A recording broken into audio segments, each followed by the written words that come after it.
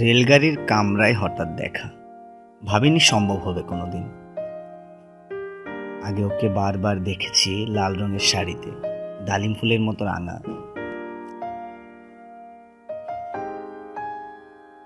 আজ পরেছে কালো রেশমের কাপড়, আঁচল তুলেছে মাথায়, দোলন চাপার মতো চিকন গৌর মুখখানি ঘিরে।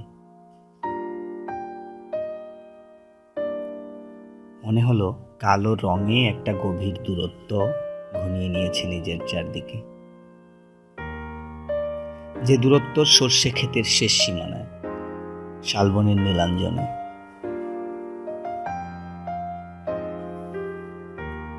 থমকে গেল আমার সমস্ত মনটা, চেনা লোককে দেখলেম অচেনার গাম্ভীর্যে। হঠাৎ খবরের কাগজ ফেলে দিয়ে আমাকে করলেন নমস্কার, সমাজবিধির পথ গেল খুলে। আলাপ করলেন শুরু, কেমন আছো, কেমন চলছে সংসার ইত্যাদি।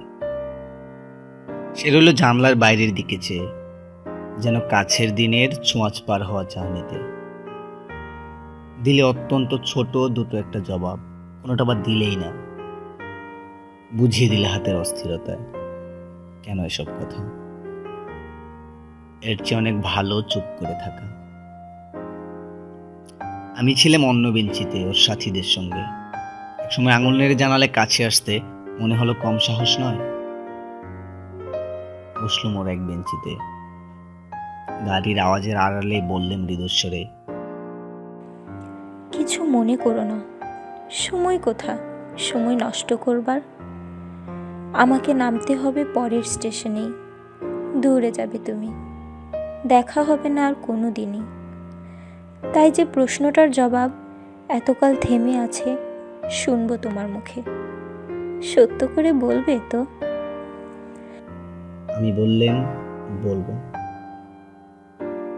বাইরের আকাশের দিকে তাকিয়েই শুধুলো,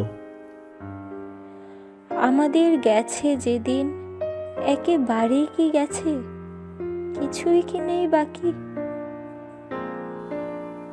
একটুকু রইলেন চুপ করে। তারপর বললেন, রাতের সব তারায় আছে দিনের আলোর গভীরে। খটকা লাগলো, কি জানি বানিয়ে বললেন নাকি। ও বললে, থাক, এখন যাও ওদিকে। সবাই নেমে গেল পরের স্টেশনে। আমি চললেম একা।